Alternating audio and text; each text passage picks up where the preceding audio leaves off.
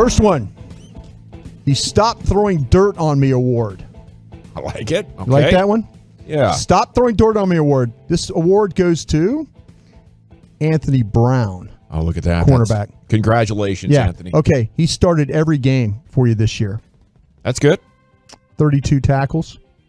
You know, I think he's had an up and down career, Brian. So I will stop throwing dirt on him for now. Yeah. But I challenge him. Stop giving me reasons to throw dirt on you, Anthony. I was throwing a lot of dirt on him. I was throwing a lot of dirt on him. I was throwing a lot of dirt on Connor Williams. Connor Williams kind of come back to maybe a shovelful needs to be thrown around his feet, kind of thing. Yeah, we'll see. That's what I imagine the trophy to look like. The award, a shovel. A little shovel. A shovel. Maybe a backhoe, a big backhoe of pulling the dirt away. Yeah, a lot of dirt. Well, these are football players. A lot of dirt. But, he started every game, 32 tackles, 2 interceptions. He's got 1 pick six. He's also got 6 passes defensed as well. Look at that. Yeah. It wasn't too long ago where the biggest stat with Anthony Brown would be his penalties. Yeah. Couldn't help it. Yeah. But I think he's figured out a lot of stuff. To me, this guy, he could have got a penalty in that on that third down throw that he could have, New England had, but he didn't. I mean, mercifully, that Brad Allen's crew just had a really bad day. How about this next award, General and Lucius? All right. The No Time for a Bad Time Award. Jerry Jones. No Time for a Bad Time Award. Fond of saying that. Yeah. This goes to Noah Brown. And I'll say this because Noah Brown, in 5 games, he hadn't made any starts. Matter of fact, he was inactive the very first game of the season. He only plays 26% of the offensive snaps. Probably a career high, though. Yeah, but he has 6 receptions on 7 targets. Nice work. For 92 yards with a 15-yard an average reception. Very cool. First reception. So, Noah Brown to me, when his stuff is always him and Cedric Wilson. We're always going to be about special teams and stuff. But when this guy does play some offensive snaps, like I say, doesn't get a lot of time to play, he seems to do some pretty good things for you. So I want to recognize Noah Brown for the No Time for a Bad Time award because every time he's played, he's done a pretty good job. Seemed like with Jay Jeezy, he just wanted him blocking, Yeah, it was always like, okay, if you see 85 on the end of the line or as a wing, they were going to run the ball to that side or bring him in motion and stuff. Yeah. But I think he's kind of developed a little bit into a better. I clearly think Cedric Wilson's a more complete receiver. But Noah Brown, when you talk about the things that he does for you, like I say, on the offensive snaps, and then also what he does on the defensive side of things, or on the special team side of things, covers kicks and things like that. The guy's got a lot of toughness to him. So he just wasn't taking advantage of his opportunities for the first couple of years. No. And then I think it was this year in Oxnard, it was like, holy cow, Noah's added some stuff to his game. Exactly right. How about this one, this next award? This guy doesn't get enough credit award. That's J-Ron Curse. And I say this, he's been a starter, General and Lucius, for you since week 2 against the Chargers.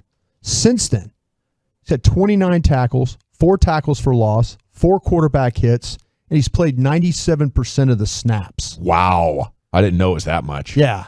That's awesome. Defensive snaps. So when you start to talk about, for so many years around here, we were screaming at these guys because of the lack of a safety play.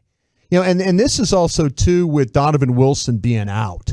That big body, physical, how are you going to have that guy? That play he made on 3rd down the other day in that game, knifing in there and getting a tackle behind the line of scrimmage to forcing the Patriots to punt. That's the kind of stuff, man. This team hadn't had safeties play like that in a while. No. So this team that struggles, give this guy, again, J-Ron Curse, the guy who doesn't get enough credit award. He deserves a lot of credit for the way he's playing. Okay, how about the Don't Worry About These Hands award? Okay. Don't worry about these hands. Goes to Tony Pollard. In 6 games, Tony Pollard has had 15 targets. How many balls do you think he's caught in 15 targets? I'm tempted to say all 15 since it's the Don't Worry About These Hands award. Absolutely. Oh, my goodness. I led you right there. You did. Yeah, Tony in 6 games, he's 15 targets, 15 receptions. Oh, my goodness. That's awesome. That's for 115 yards. But let me give you another one, too. Maybe an honorable mention here.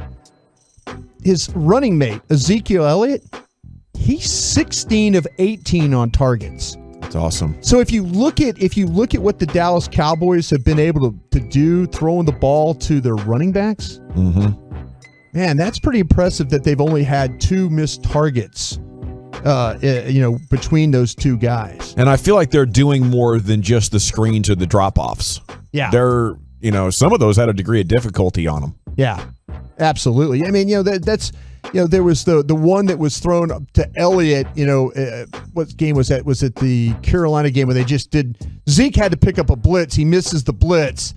The linebacker's on top of Dak, and Dak kind of spins to his left and just kind of throws it out to the side. Zeke, he misses the block or the pickup, but he's able to make the play. And so I think that the stability, we talk about complete backs and their ability to run, block, catch. I think this is a really kind of an underrated stat for these 2 running backs, the ability that every time they get thrown the ball that they're going to be, they're probably going to make a reception for you. All right, here's the Gordon Bombay Coaching Award. And, Gordon Bombay is our guy from the Mighty Ducks, right? Emilio Estevez, yeah. Gordon. My mind went straight to gin. Have you seen this? Like the Bombay gin? Yeah. That's good gin. Is that in a plastic bottle, Lucius? I've never grabbed it. I think it's a plastic bottle gin. And so I'd be a little, I've never had it myself, but when it's in a plastic bottle like that, I kind of, not going to. I don't think you're besmirching Bombay Sapphire pretty good over there. It's not the cheapest gin. It's not super cheap gin. But it's in a plastic, is it in a plastic bottle? I don't think so. I mean, hey, I don't maybe know. the game has changed since I left. But I'm not a big gin drinker, though. Okay. I probably wouldn't have been very good in the 20s when they were making gin. I probably wouldn't have been very good. But the Gordon Bombay Coaching Award goes to Joe Witt, the secondary coach for the Dallas Cowboys. And I give Joe Witt this award because there's no way that we believe that the secondary would have played as well as they have. I know Al Harris is also an assistant there, so I'll give him a little credit. But Joe Witt has come in. My guys in Atlanta talk about that he was going to make guys accountable, and he was going to teach them, and he was going to get them all playing well. And I think for the most part of the secondary, yes, they have given up some plays. But for the most part, there's no way that I would have believed, I don't know if any of us would have believed that they would have had a guy with like Diggs with the 7 interceptions, with Brown with 2 interceptions, KZ with, they've got guys, they're turning this ball over. So I want to give Joe Witt some credit. I know a lot of people talk about with Dan Quinn and what he's done, but give him a lot of credit for how they played. And I also want to give an honorable mention to Joe Philbin, the line coach, because Joe Philbin, he's one of the only guys that really believed that Terrence Steele could play. Trust me, he was, when you talk to people over there that say, yeah, it's a good kid, Joe Philbin's the one that believed that Terrence Steele could play and be better when we all thought this. So I want to give him a shout out. That offensive line, by the way, has not had their starting 5 together yet. Hopefully at Minnesota that will change.